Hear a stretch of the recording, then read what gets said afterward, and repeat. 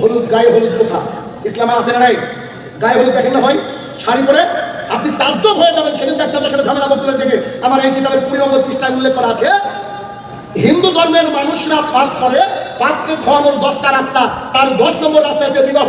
তার মেয়েটা অপরের ঘরে যাবে, তাই তারা দেবী গণেশের পুজো করে। গণেশের দেবতা গণেশের পুজো করে। দেবতা গণেশ 32টা রূপ ধরতে পারে, তার মধ্যে একটা রূপ হচ্ছে হলুদ পোশাক পরে থাকে। তাই হিন্দু ধর্মের রীতি অনুযায়ী আমার মেয়েটা ওই ঘরে গেলে সুখে হবে, তার জন্য গণপতি হরিদ্রান্ত গণপতির পূজা করা হয়। এই থেকে গেছে গায়ে হলুদ। আর মুসলমানের বাচ্চা মহিলারা শাড়ি পরে গায়ে হলুদ করছে, বলে মুসলমানের বিয়ে দেখেছে। এদিকে সবাই কি হয় না? বিয়ের দিন সকালবেলা ছেলে ঘুম থেকে উঠেছে, টিউবওয়েলের ওইখানে কলকাতায় ছেলে গিয়ে বসে আছে। ছেলে একটা লুঙ্গি আর গায়ে একটা নতুন গামছা, গায়ে না কোমরে নতুন গামছা বেঁধে বসে আছে, আর ওর মাথায় পানি ঢালছে ওর ভাবি। পাড়া প্রতিবেশী, কেন? ও শালা প্যারালাইসিস, তো ও তো গা ধুতে পারে না, ওর গায়ে পানি ঢালা হচ্ছে। বলেন দেখি, একটা ভাবি যদি অন্য একটা পুরুষের গায়ে হাত দেয়, এটা কি জেনে নয়? এমনি বলে হবে না, দলিল লাগবে না? দলিল আব্দুল্লাহ ইবনে মাসউদ রাদিয়াল্লাহু তাআলা আনহু বলেন, রাসূলুল্লাহ সাল্লাল্লাহু আলাইহি ওয়াসাল্লাম বলেছেন, একজন নারী আরেকজন নারীর গায়ে হাত দিতে পারে না। একজন নারী আরেকজন নারীর গায়ে হাত দিতে পারে না। একজন নারী আরেকজন নারীর গায়ে হাত দিতে পারে না। কেন? ও হাত দেওয়ার পরে ও যদি বাড়িতে গিয়ে তার স্বামীকে বলে, তুমি কি জানো আব্দুর রহমানের স্ত্রী গা কি নরম, দেখতে কি সুন্দর, তার চামড়াটা এরকম, তার স্বামী তাকে মনে মনে কল্পনা করবে। হাদিস মুসলিম শরীফে। আব্দুল্লাহ ইবনে মাসউদ রাদিয়াল্লাহু তাআলা আনহু বলেন, রাসূলুল্লাহ সাল্লাল্লাহু আলাইহি ওয়াসাল্লাম বলেছেন, মহিলারা হচ্ছে ঢেকে রাখার বস্তু। তারা যখন বাইরে যায়, শয়তান তাকে ক্ষিপ্ত করে তোলে, এই তুমি এমন করে সাজো, এমন করে সাজো। এইগুলো তো মহিলারা আর না করে না, কারণ শয়তানের গোলাম হয়ে গেছে, ওরা জাতির সামনে পেশ করে। এক পর্যায়ে রাসূল সাল্লাল্লাহু আলাইহি ওয়াসাল্লাম বলছেন, এমন কোনো পরিবার পাওয়া যাবে না যে পরিবারের জেনা পাওয়া যাবে না, জেনা ঢুকবে। আমার রাসূল আপনি বলেন কি? তখন রাসূল সাল্লাল্লাহু আলাইহি ওয়াসাল্লাম বলছেন, চোখের জেনা চোখ দিয়ে দেখা, অন্তরের জেনা অন্তর দিয়ে কল্পনা করা, হাতের জেনা হাত দিয়ে স্পর্শ করা, আর পায়ের জেনা পা দিয়ে ধোয়া। ও ভাবি যে সকালবেলায় উঠে গোসল করাচ্ছে প্যারালাইসিস ওই লোকটাকে, তো ভাবির ব্যাপার আল্লাহ রাসূলকে বলেছেন হাত টাচ করলে জেনা হয়, আবার গোসল করে দিচ্ছে।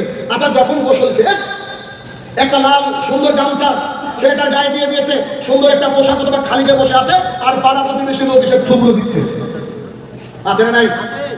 তারপরে মেয়ের বাবা করেছে কি, মেয়ের বাড়িতে প্যান্ডেল তৈরি করেছে, মেয়ের জন্য আলাদা প্যান্ডেল না, স্টেজ করে না, সাবিলা প্লাস অমুক বিবাহ, শুভ বিবাহ। মেয়েটা বসে আছে, আর গ্রামের যত মানুষ আর বরযাত্রী যত আসছে ছবি তুলছে, আর ওই দেখবেন সামনে একটা থালা দেয়, ক্ষীরের বাটি দেয় না, ক্ষীর ও একজনের দিক থেকে গুতা দিচ্ছে, একজনের দিক থেকে গুতা দিচ্ছে, ক্ষীর দিচ্ছে, আর যত টাকা সব উঠছে, যত বালতি উঠছে, মানে নেমন্তন্ন করলে গরিব মানুষ বিপদে। কেন? এখন খেতে গেলে টাকা লাগে, হোটেলের চেয়ে বেশি।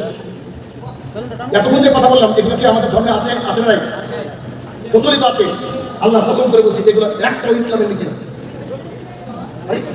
বলেন কি? জি, এগুলো একটাও ইসলামের নীতি না। তাহলে কেমন? ইসলামের নীতি কি?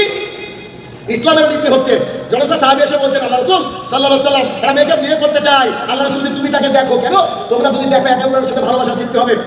তিনি গেলেন, বাড়িতে গেলেন, মেয়েকে দেখে আসলেন। মেয়েকে দেখার পরে কাজী দেখে বিয়ে হয়ে গেল। শরীয়তি বিবাহ কি? শরীয়তি বিবাহ হচ্ছে যে ছেলে আর মেয়ে উভয় একে অপরকে দেখবে, নির্জনে নয়, একা নয়, পার্কে নয়। কি করে দেখবে? বাবা, মেয়ের বাবা উপস্থিত থাকবে, ছেলে দেখবে, কিছু প্রশ্ন করার থাকলে করবে, ছেলে বাড়িতে চলে যাবে, দিনক্ষণ ঠিক হয়ে যাবে। দিনক্ষণ ঠিক হওয়ার পরে যখন আসবে, এসে আমার মৌলবি সাহেব আসবে, মৌলবি সাহেব এসে ছেলেকে বলবে মোহরানা কত, ছেলে বলবে 10,000 টাকা, ছেলে এভাবে নিবে, ছেলের কাছ থেকে নিবে। ইমাম সাহেব মোহরানার টাকাটা নিয়ে মেয়ের বাপকে বলবে, জনাব, মেয়ের বাপকে আমি টাকাটা নেন, আপনার মেয়েকে দিয়ে আসেন, আপনার মেয়েকে দিয়ে আসেন।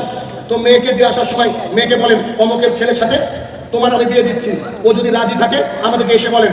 আল্লাহ রাসূলকে সাহাবীরা প্রশ্ন করলো, রাজি থাকা মানে কি? আল্লাহ রাসূল বলছে, রাজি থাকা মানে হচ্ছে কবুল বলা, রাজি থাকা মানে হচ্ছে আলহামদুলিল্লাহ বলা, রাজি থাকা মানে হচ্ছে চুপ থাকা, আর যদি রাজি না থাকে কাঁদবে, কেঁদে ফেলবে। তো বাবা করলো কি, মেয়ের কাছে গিয়ে বলছে, আম্মু, ও আমার কলিজার টুকরা, এই না তোমার মোহরানা, তোমার সাথে অমুক গ্রামের ছেলের আমি বিয়ে দিয়ে দিলাম।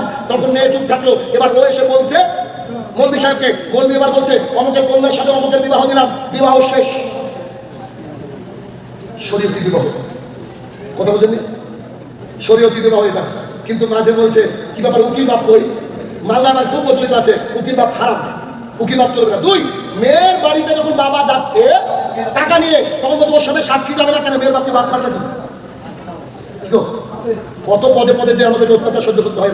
এরকম যদি বলি এনগেজমেন্ট জায়েজ নয়, এরকম বলতে গেলে পুরো কিতাবকে বলতে হবে। এত সময় আমার কাছে নাই, আপনাকে সামাজিক অজ্ঞতা দেখাচ্ছিলাম। এরপরে আরেকটা সামাজিক অজ্ঞতা কি, আপনি